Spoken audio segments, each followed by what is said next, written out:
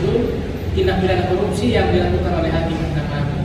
Di sini saya Novel Milik Paho sebagai host, dan saya Michael Radis Saleh sebagai narasumber 1. Dan saya Maria Pinagala Pinatala sebagai narasumber 2. Saya Arya Yuswanto Mobrito sebagai narasumber 3.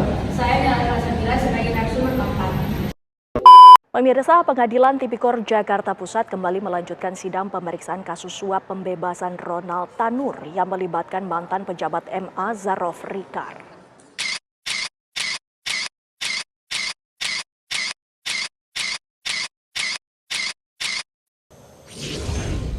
Untuk hal tersebut, silakan. Dalam putusannya, Majelis Hakim Tipikor menyebut keduanya terbukti bersalah melakukan tindak pidana suap dan gratifikasi terkait vonis bebas Ronald Tanur dalam kasus tewasnya Dini Sera Afrianti. berkaitan dengan tema podcast yang akan kita bahas pada kesempatan kali ini, bagaimana pendapat saudara mengenai tindak pidana korupsi yang dilakukan oleh Hakim Mahkamah Agung?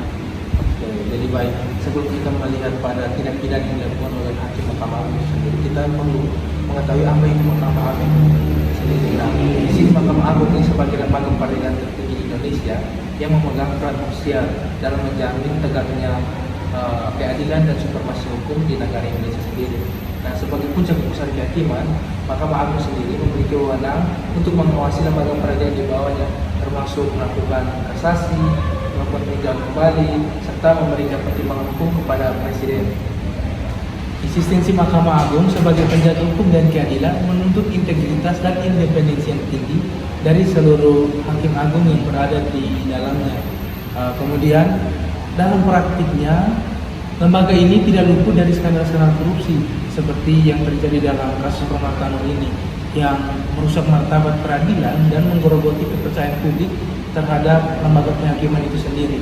Nah, salah satu kasus yang mencoreng wajah Mahkamah Agung adalah tindak pidana korupsi yang melibatkan Hakim Agung dalam kasus Ronald Tanur. Nah, kasus ini mengungkapkan praktik suap yang melibatkan sejumlah pihak, termasuk pengusaha dan oknum-oknum penegak hukum dalam upaya memengaruhi putusan di pengadilan. Nah, dalam kasus Ronald Tanur, hakim yang seharusnya menjadi penegak hukum justru terjerat dalam kasus korupsi setelah Komisi Pemberantasan Korupsi menemukan bukti penerimaan suap terkait pengurusan perkara di Mahkamah Agung sendiri. Nah, kemudian kasus ini bukan hanya mencerminkan penyalahgunaan wewenang, tetapi juga menunjukkan adanya mafia peradilan yang mengancam prinsip peradilan yang jujur dan tidak memihak. Nah, kemudian fenomena korupsi di tubuh Mahkamah Agung, khususnya dalam kasus Ronald Tanur ini, menjadi bukti bahwa reformasi peradilan masih belum tuntas. Meskipun Indonesia telah memiliki berbagai instrumen penegakan korupsi seperti Komisi Yudisial dan Komisi Pemberantasan Korupsi, praktik suap dan intervensi dalam proses peradilan masih sering terjadi di negara kita ini. Sebelum kita masuk pada pembahasan kekuasaan kehakiman, bisakah saudara menjelaskan kekuasaan kehakiman yang menjadi landasan penegakan hukum oleh Mahkamah Agung? Baik, kekuasaan kehakiman menjadi landasan penegakan hukum oleh Mahkamah Agung yang diatur dalam Undang-Undang Dasar 1945 dan Undang-Undang Nomor 48 Tahun 2009 tentang kekuasaan kehakiman. Landasan hukum kekuasaan kehakiman oleh Mahkamah Agung diatur pada pasal 24 Undang-Undang Dasar 1945 yang menjelaskan bahwa kekuasaan kehakiman adalah kekuasaan yang merdeka untuk menyelenggarakan peradilan guna menegakkan hukum dan keadilan. Yang kedua, diatur pada pasal 24A Undang-Undang Dasar 1945 yang menjelaskan tentang wewenang Mahkamah Agung untuk mengadili pada tingkat kasasi, menguji peraturan perundang-undangan di bawah undang-undang, dan wewenang lainnya yang didasarkan oleh undang-undang. Dan yang ketiga, Undang-Undang Nomor 48 Tahun 2009. Tujuan utama dari undang-undang ini adalah untuk memperkuat sistem peradilan dan memastikan keadilan dapat diakses oleh seluruh warga negara sesuai amanat Undang-Undang Dasar Negara Republik Indonesia tahun 1945. Berkaitan dengan kajian teori tindak pidana korupsi yang dilakukan oleh Hakim Mahkamah Agung. Apa saja faktor penyebab yang membuat hakim itu melakukan korupsi? Baik, jika kita berbicara tentang faktor penyebab, ada dua faktor penyebab. Pertama dari faktor internal dan yang kedua faktor eksternal. Faktor internal di sini ada beberapa alasan. Yang pertama karena rendahnya integritas moral, yang dimana hakim tidak berkomitmen terhadap etika, melainkan lebih memprioritaskan keuntungan pribadi.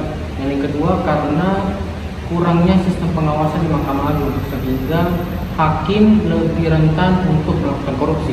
Yang ketiga karena gaji yang diberikan kepada hakim relatif kecil atau tidak cukup bagi hakim itu sendiri. Sedangkan untuk faktor eksternalnya juga ada beberapa alasan.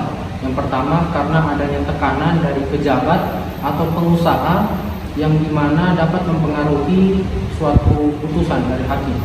Yang kedua karena lemahnya penegakan hukum di Indonesia, sehingga hakim merasa kebal hukum atau sanksi yang diberikan kepada mereka itu tidak memberikan efek jerah. Dan yang ketiga karena adanya kompleksitas kasus, sehingga sangat mudah untuk dimanipulasi jika perkaranya relatif tinggi atau mahal. Yang terakhir karena adanya budaya korupsi yang sudah mengakar di Indonesia, sehingga korupsi dianggap sebagai jalan pintas untuk menyelesaikan suatu perkara. Dalam konteks kemauan politik dari pimpinan Mahkamah Agung, ada dua indikator positif dan indikator negatif. Bisakah saudara menjelaskan apa maksud dari indikator-indikator itu? Yang pertama itu ada indikator kemauan politik positif, di mana program anti korupsi pimpinan Mahkamah Agung seringkali menyatakan komitmennya untuk memberantas korupsi melalui program-program reformasi peradilan seperti penguatan kode etik hakim dan pengawasan internal. Yang kedua itu ada kerjasama dengan KPK, di mana dalam beberapa kasus pimpinan Mahkamah Agung telah bekerjasama dengan Komisi Pemberantasan Korupsi untuk menangani hakim yang terlibat dengan korupsi. Yang kedua, indikator kemauan politik yang lemah. Yang pertama itu lambatnya tindakan. Meskipun ada komitmen verbal, tindakan nyata dalam pemberantasan korupsi seringkali lambat atau hanya bersifat simbolis saja. Yang kedua itu kasus yang tidak ditindaklanjuti. Beberapa kasus korupsi di Mahkamah Agung tidak dilanjuti secara serius karena menunjukkan adanya resistensi internal di Mahkamah Agung. Yang ketiga itu minimnya sanksi tegas. Sanksi terhadap hakim yang terlibat korupsi seringkali dianggap ringan dibandingkan dengan bobot pelanggarannya. Dan yang terakhir, politik balas budi, di mana dalam beberapa kasus pimpinan Mahkamah Agung diduga tidak sepenuhnya independen karena tekanan dari pihak eksklusif dan legislatif. Baik, jadi kesimpulan yang dapat kita ambil pada kesempatan podcast kali ini yaitu eksistensi dari Mahkamah Agung sebagai penjaga hukum dan keadilan menurut integritas dan independensi yang tinggi dari seluruh hakim yang berada di dalamnya itu menjadi tidak bagus karena lembaga ini tidak luput dari skandal korupsi yang merusak martabat peradilan dan menggerogoti kepercayaan politik.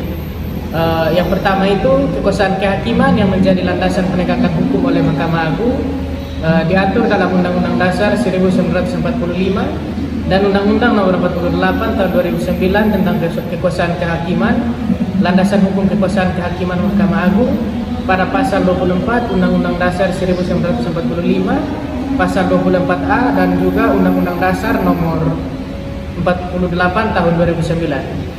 Yang kedua itu ada pula beberapa faktor yang menyebabkan fenomena ini, yaitu faktor internal atau individu hakim seperti kurangnya integritas moral, lemahnya pengawasan internal, dan motif ekonomi.